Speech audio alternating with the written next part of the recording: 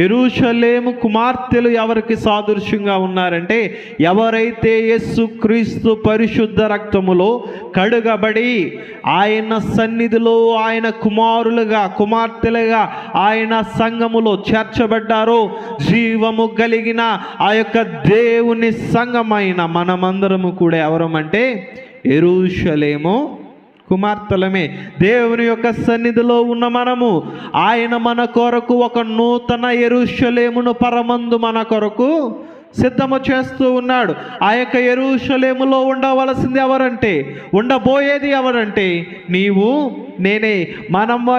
మన యొక్క స్వాస్థ్యము, మన యొక్క పురము ఇది కాదు. యెరూషలేము మన పురము.